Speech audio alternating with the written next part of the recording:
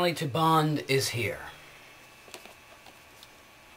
The epic conclusion to the four-part extravaganza.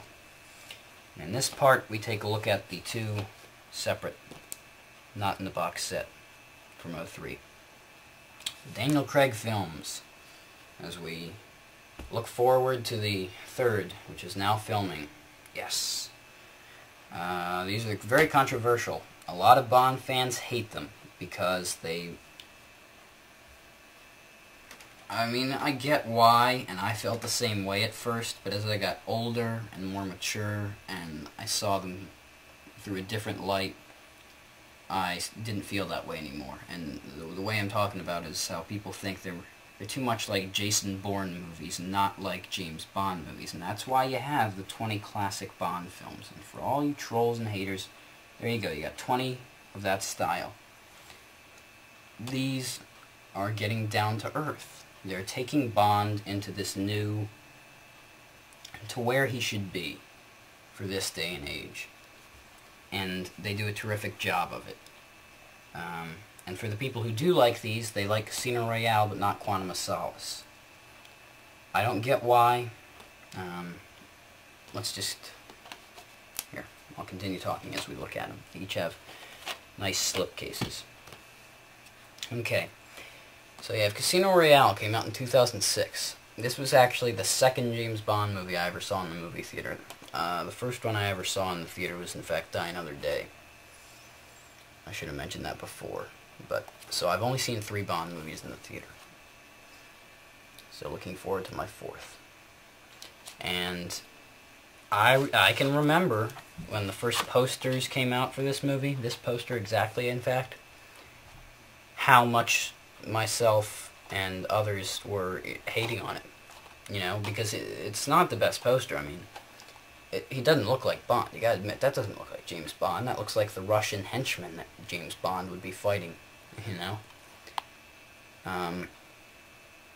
But you know, never judge a book by its cover. Pardon the expression.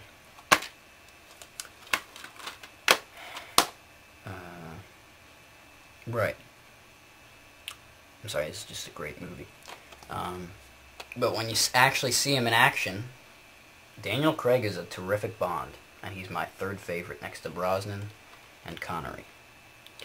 And I think it has, like I was saying, the 2 longest Bond movies to date are On Her Majesty's Secret Service and this. This has On Her Majesty's Secret Service by like 2 minutes.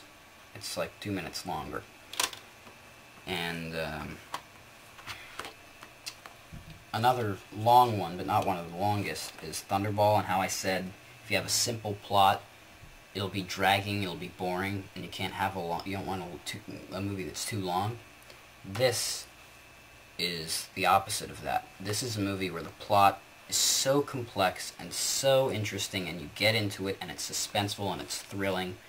This is a movie where it can't afford to be long, because it never really slows down. Maybe a couple parts in the middle where there's some poker scenes, but not really. And there's no booklet for it. This is just a promotional thing for Atlantis Vacation.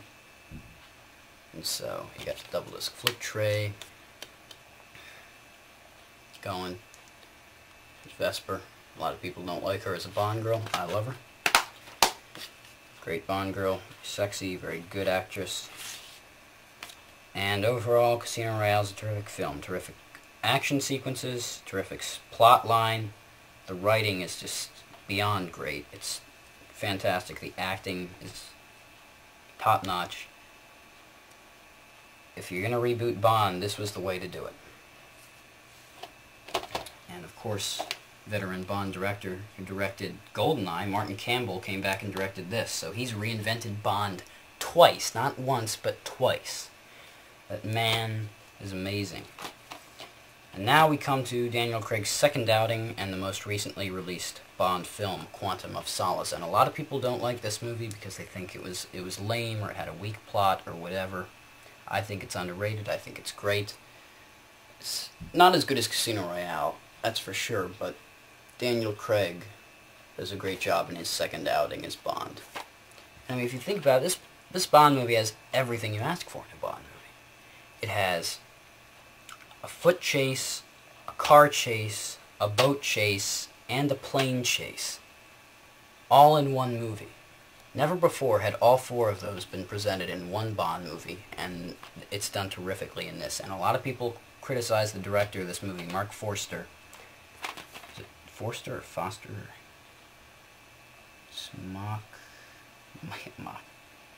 Yeah, Mark Forster. A lot of people criticize him for not being a good director of action, but I disagree. I think he does a good job directing action in this movie. And the fight scenes are very Jason Bourne-esque, and I really like this movie. And a lot of people, you know, oh, the Bond villain, his plot is to steal the water in Bolivia. That's so lame. But you know, you gotta think about it in retrospect. Quantum, this organization, is the modern version of Spectre. In the old Connery films, Spectre was the big organization that was against MI6, that was the villain in so many recurring movies. In this, Quantum is that organization. It's the modern version of that. And the way I hear it, the new Bond film, Skyfall, is not going to be connected to these two at all. It's going to stray and be its own plot. You see the history repeating itself here? Original Bond films, Dr. No, From Russia with Love, Casino Royale, Quantum of Solace. You know, it's the same thing. They connect, they have that organization, but then the third one, Goldfinger, they didn't connect to the previous two at all. They made their own one. And then in number 4, they came back and stayed with it till it was resolved. And that's what I predict they'll do again. And I think that's really clever, really great. This is the same as the slipcase. And it's one of those, no booklet, one of those cheapo, recyclable boxes. But yay for the environment. And you got the 2 discs. And wham, bam, thank you, ma'am. Daniel Craig. And you see here he does look like Bond. You gotta look at the 2 posters. I mean, you gotta think it's the way the artist portrayed him. Because look, he looks totally different in that one than he does in that one. Here he really is looking like Bond, but here he doesn't look like it. You know, he's looking like the bad guy. So, I think the villains in both of these movies are good. And, right. So the stealing the water in Bolivia thing. Quantum is this organization. Although it is a little lame, you gotta understand they're this organization that are basically, essentially control freaks. You know, they will do anything to control everything. People, organizations, natural resources, anything they can get under their control. Very much in the old style Bond fashion, they're out for world domination. And that's how you need to view Quantum of Solace. I think they're both great movies. I love the new style the Bond movies have taken. And I'm not upset at all about the 2 new ones. I just love Bond, man. Except for On Her Majesty's Secret Service and Moonraker. Okay, so, in review, we have Casino Royale, Quantum of Solace. Let me see how I can do this. Alright, maybe we'll do it the other way.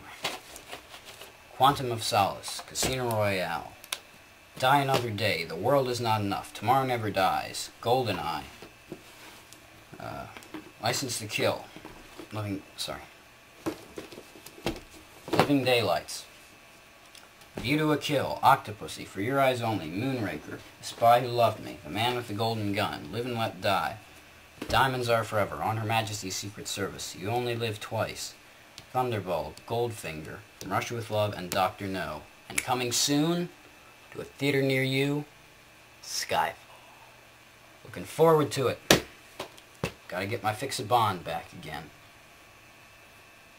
So there you have it. Our Bond extravaganza draws to a close. Whew.